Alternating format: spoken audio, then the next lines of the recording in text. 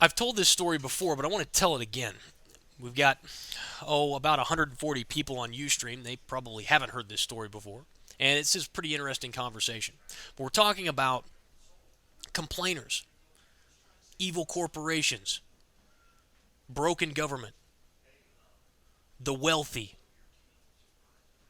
evil rich people making all the decisions. And we've talked about personal responsibility here today.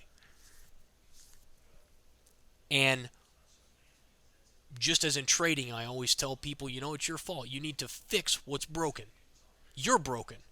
You are the reason for your woes. And the second that you stop blaming others and start looking for ways to achieve what you want, the second you start doing that, your life will start to change. I was working overseas years ago, and I was sitting at a table across from a guy. This is the story I want to tell you.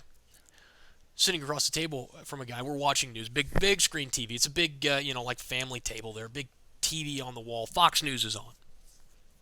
We're watching Fox News, and they're talking about government and the dangers of government and how things are, the government is seizing power, whatever they're talking about. They're talking about how, help me, Tom Cruise, help me, baby Jesus, the world's coming to an end.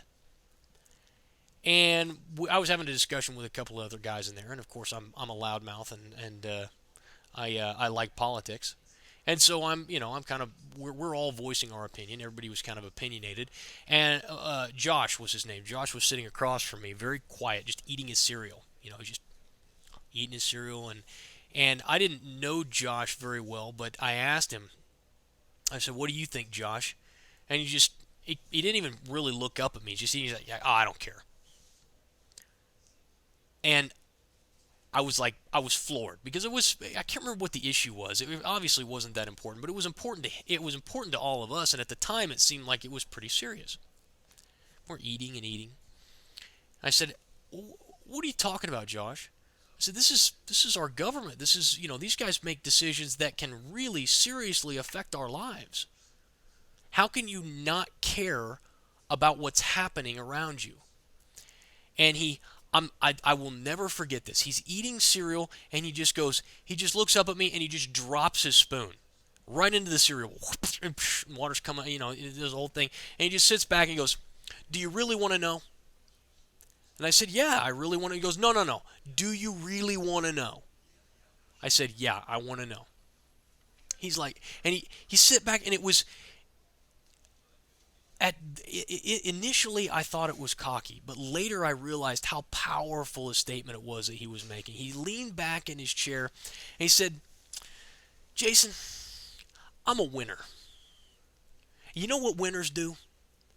And I said, "No, I don't know what winners do." He said, "They win." He said, "I don't care what these guys do because I'm a winner. I'm going to find a way to win. So these guys can come up with whatever law they want to. They can talk whatever kind of madness they want to."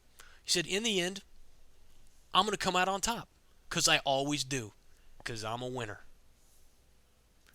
Then he leaned forward, grabbed his spoon, and continued to eat. And I thought, wow. I mean, just the pure, and I find out later that Josh is working overseas really because he enjoys it. He had several successful businesses in California. He was worth a whole lot of money. And he was young. He was maybe 35. Uh, and all the whole stage along his life he had been successful. And it was no doubt in part or in whole to his view of himself. The fact that he was going to find a way to win. He doesn't blame other people. He doesn't criticize other people. He doesn't look at others and say to himself, "Man, why can't that be me? Man, there are so many roadblocks in my way. A guy just can't get ahead. A guy just can't win in these markets. You can't compete against the market makers. You can't compete against the brokers." None of that. Winners win. That is a great story. Joe? No, I don't. I never. I was never that close. I was. Captain asked me if I stayed in contact with Josh. No, he and I were not friends. I never got to know him very well. He was very introverted. Um, but that is something that I have taken with me.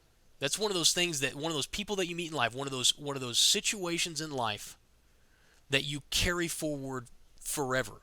It will that conversation will never that 3-minute conversation will never leave me.